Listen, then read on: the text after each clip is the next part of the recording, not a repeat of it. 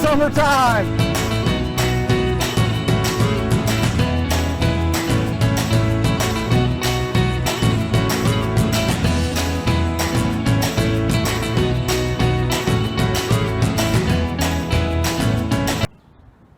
Movies are closed.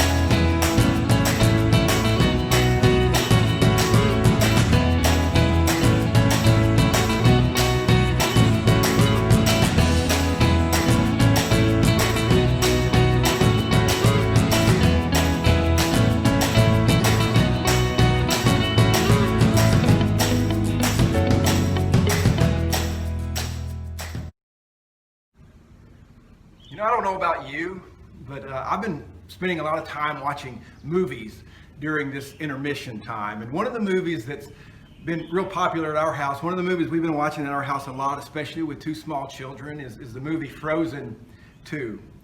I don't know if you've seen that, but it's great. We've been watching that movie a lot, and we love singing along with Elsa and Anna as they both set out into the unknown to discover not only the source of Elsa's power and where that comes from, but both of them discover more about where they both come from and who they are and what it means to be family. It's a great movie if you haven't seen it.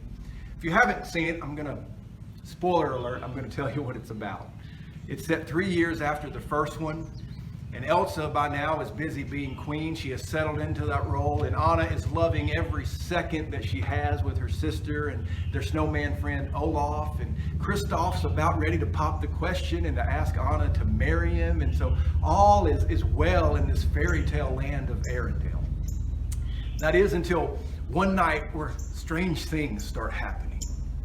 Things start happening that's bringing harm to the community where Elsa and Anna live, and it's putting them in harm's way. It's putting the people they love in harm's way. And so to keep everybody safe, Elsa sets out to follow this strange voice, this call that she keeps hearing night after night over and over again, almost inviting her to follow into the unknown.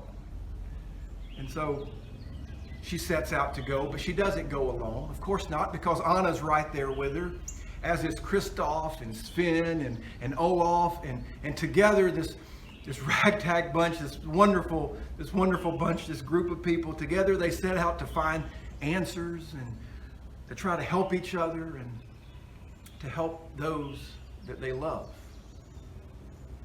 And along the way, they discover that some of their people, as well as others from another tribe, another community, which happens to be, we find out in the movie, which happens to be their mother's tribe, they'd come to discover that they're all trapped inside this enchanted forest.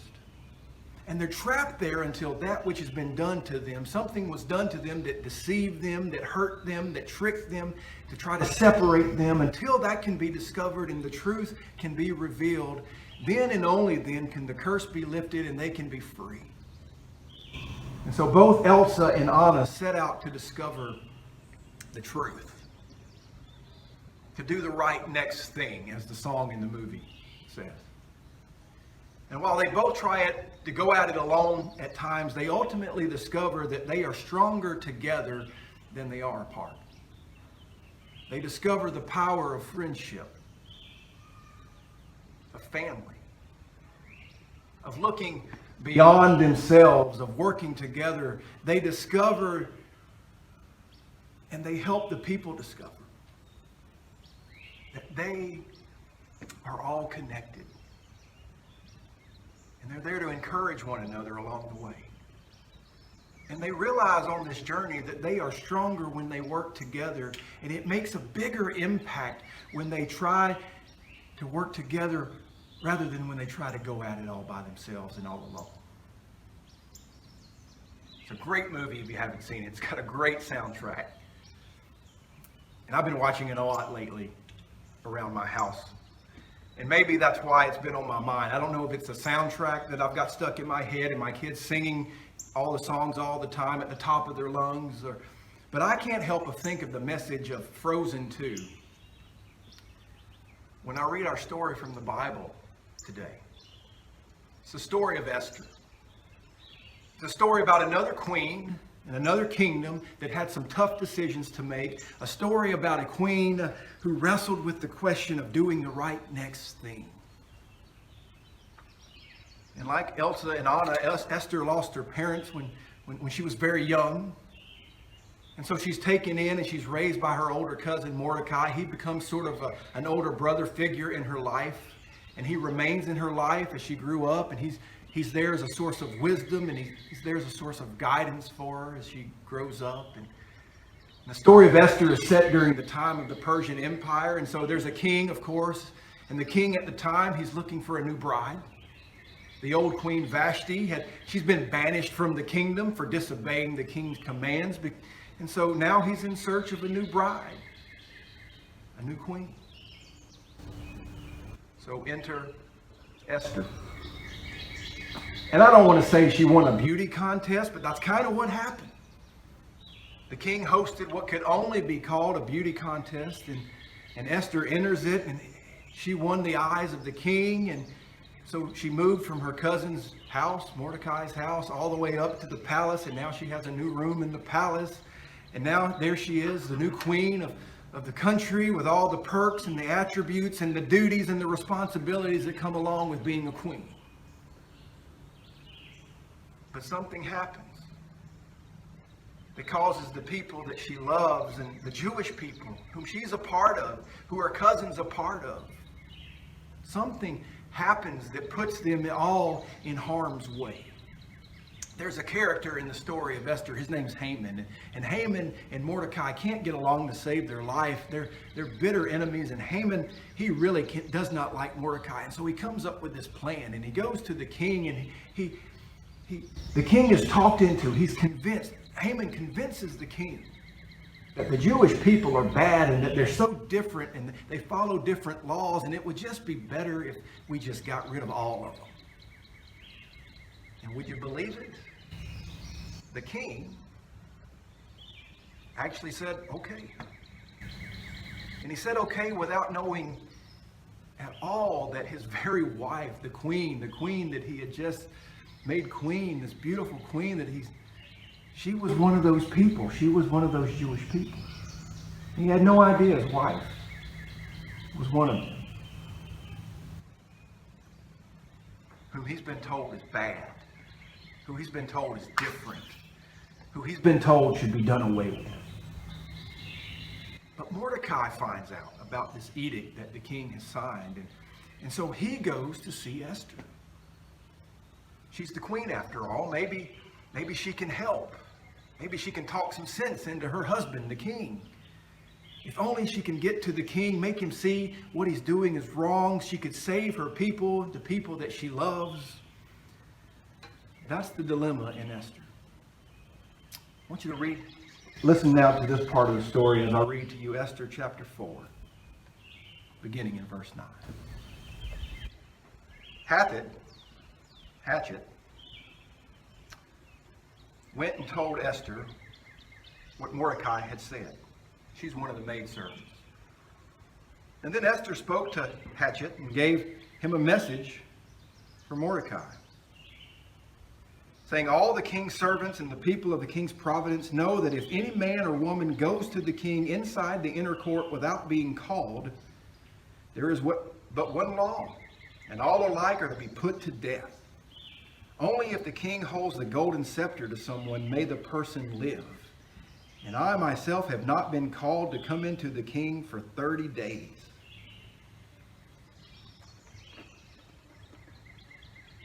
So you hear that. So here's Esther. And she's wrestling with what's the next right thing.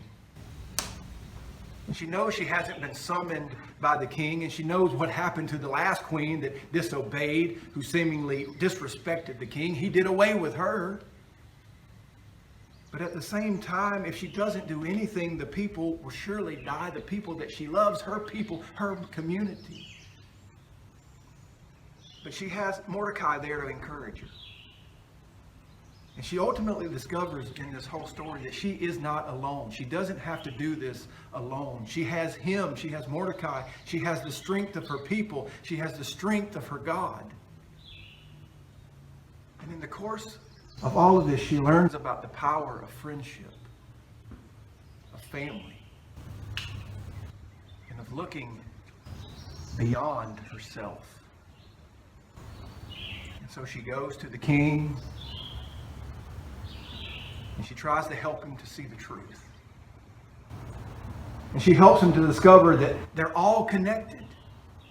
She's as much of a part of his community as she is a part of the community of the Jewish people. And she and Mordecai realize that together they could help. They are stronger when they work together. And it makes a bigger impact when they try to work together rather than when they try to go at it alone.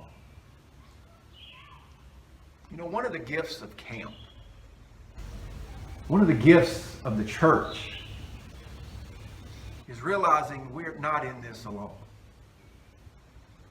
God gives us the gift of friendships, of families, of community.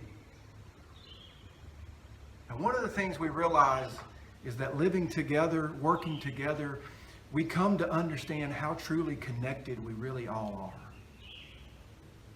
We're all God's children. And we're stronger when we work together than when we try to go at it all alone. So here's part of your mission during this intermission that we find ourselves in. Ask yourselves these questions. What's the next right thing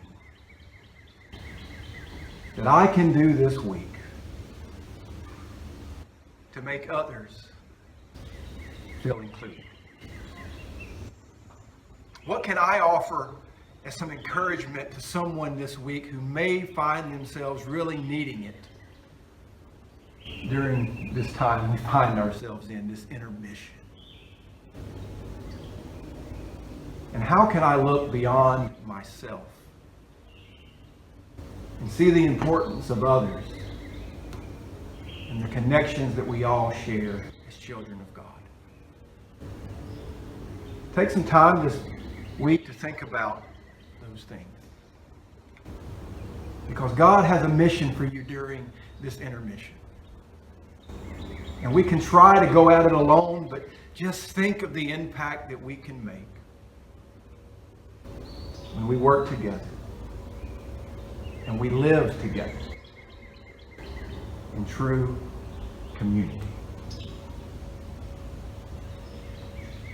Will you pray with me? Gracious God, we thank you again for this time as we try to do the next right thing. A lot of this time that we find ourselves in, Lord, it is like stepping into the unknown. And although it's a fairy tale, we find ourselves singing along with Elsa and Anna, and we understand that story of just how scary it can be stepping into the unknown. But Lord, we also know that we don't have to go at it alone. That we have each other, we have community that you have given to us. And ultimately, Lord, we have you who walks with us every step of the way.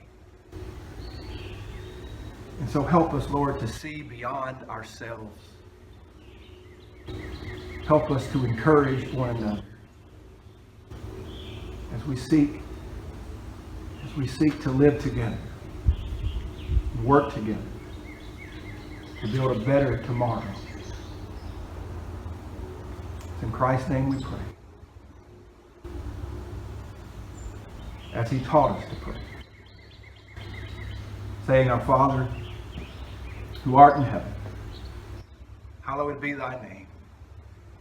Thy kingdom come, thy will be done on earth as it is in heaven. And give us this day our daily bread, and forgive us of our debts as we forgive our debtors.